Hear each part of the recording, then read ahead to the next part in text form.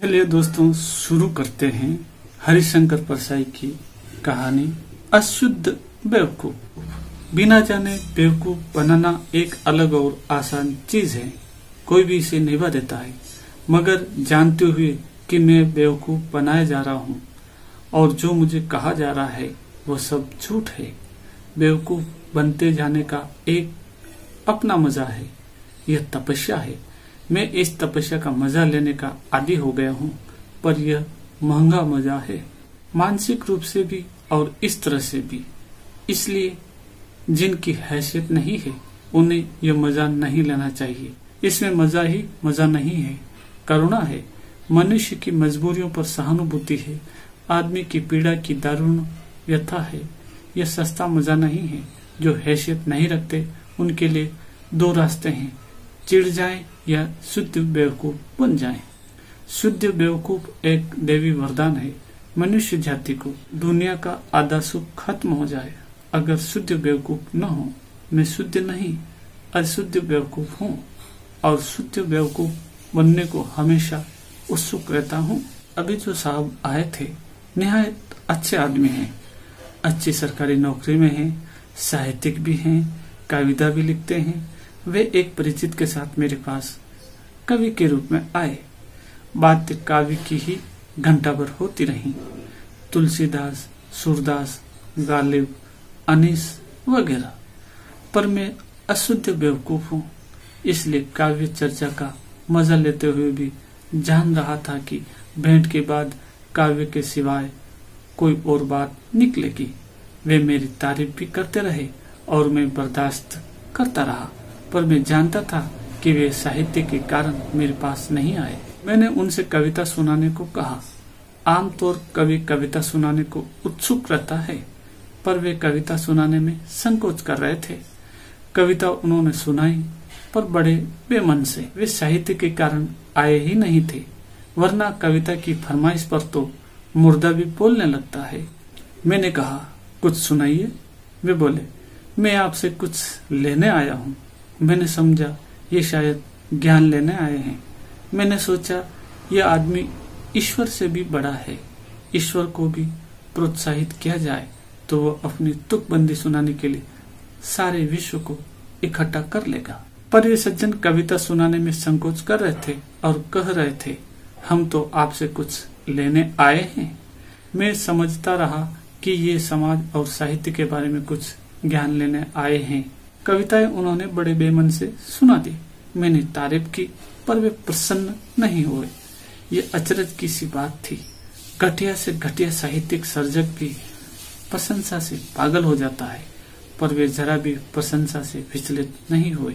उठने लगे तो बोले, डिपार्टमेंट में मेरा प्रमोशन होना है, किसी कारण अटक गया है। जरा आप सेक्रेटरी से कह दीजिए तो मेरा काम हो जाएगा। मैंने कहा, सेक्रेटरी क्यों? मैं मंत्री से कह दूंगा, पर आप कविता अच्छी लिखते हैं। 1 घंटे जानकर भी मैं साहित्य के नाम पर बेवकूफ बना। मैं अशुद्ध बेवकूफ हूँ। एक प्रोफेसर साहब क्लास 1 के, वे इधर आए। विभाग के डीन मेरे घनिष्ठ मित्र हैं। यह वे नहीं जानते थे।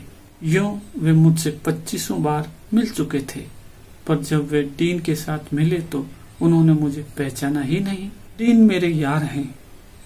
कहने लगे, यार चलो कैंटीन में अच्छी चाय पी जाए, अच्छा नमकीन भी मिल जाए तो मजा आ जाए।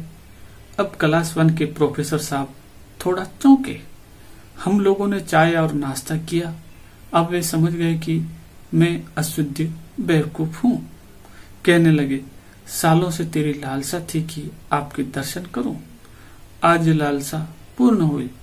हालांकि वे कई बार मिल चुके थे, पर डीन सामने थे। अंग्रेजी में एक बड़ा अच्छा मुहावरा है, take it with a pinch of salt, यानी थोड़े नमक के साथ लीजिए। मैंने अपनी तारीफ थोड़े नमक के साथ ले ली। शाम को प्रोफेसर साहब मेरे घर आए। कहने लगे, डीन साहब तो आपके बड़े घनिष्ठ हैं, उनसे कहिए ना कि मुझे पेपर दे दें, कुछ काफिया भी और मॉडरेशन के लिए बुला लें तो और अच्छा है। मैंने कहा, मैं ये सब काम डीन से आपके करवा दूंगा, पर आपने मुझे पहचानने में थोड़ी देर कर दी थी। बेचारे क्या जवाब देते। अशुद्ध बेवकूफ में मजा लेता रहा कि वे क्लास 1 के प्रोफेसर नहीं, चपरासी की तरफ मेरे पास से विदा हुए।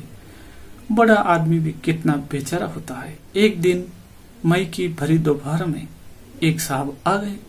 भयंकर गर्मी और धूप। मैंने सोचा कि कोई भयंकर बात हो गई है, तभी ये इस वक्त आए हैं। वे पसीना पहुंचकर वियतनाम की बात करने लगे। वियतनाम में अमेरिकी बर्बरता की बात कर रहे थे।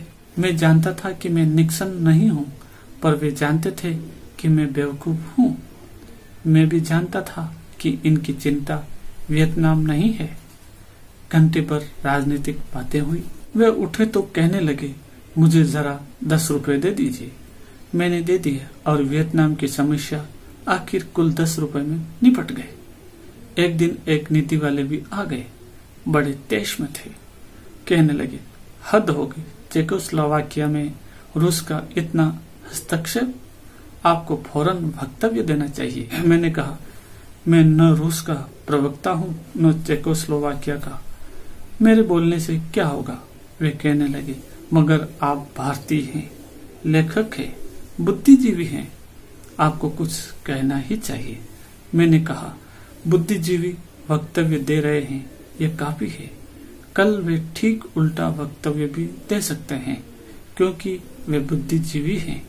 वे बोले, यानी बुद्धिजीवी बेईमान भी होता है। मैंने कहा, आदमी ही तो ईमानदार और बेईमान होता है, बुद्धिजीवी भी तो आदमी ही है। वो सुअर या गधे की तरह ईमानदार नहीं हो सकता। पर यह बतलाइए कि इस समय क्या आप चेकोस्लोवाकिया के कारण परेशान हैं? आपकी पार्टी तो काफी नारे लगा रही है। एक छोटा सा नारा आप भी लगा दे और परेशानी से बरी हो जाए। वे बोले, बात यह है कि मैं एक खास काम से आपके पास आया था। लड़के ने रूस की लुमुम्बा यूनिवर्सिटी के लिए दरख्वास्त दी है। आप दिल्ली में किसी को लिख दें तो उसका सिलेक्शन हो जाएगा। मैंने कहा, कुल इतनी सी बात है? आप चेकोस्लोवाकिया के कारण परेशान हैं, रूस से नाराज हैं, पर लड़के को स्कॉलरशिप पर रूस भेजना भी चाहते हैं। वे गुमसुम हो गए। मुझ अशुद्ध बेवकूफ की दया जाग गई। मैंने कहा, आप जाइए, निश्चिंत रहिए, लड़के के लिए जो मैं कर सकता हूँ करूँगा। वे चले गए। बाद में मैं मजा लेता रहा, जानते हुए बेवकूफ बनने वाले अशुद्ध बेवकूफ के अलग मजे हैं। मुझे याद आया, गुरु कबीर ने कहा था, माया माँ ठगिनी हम जाने। तो दोस्तों, ये व्यंग कहानी यहीं समाप्त होती है।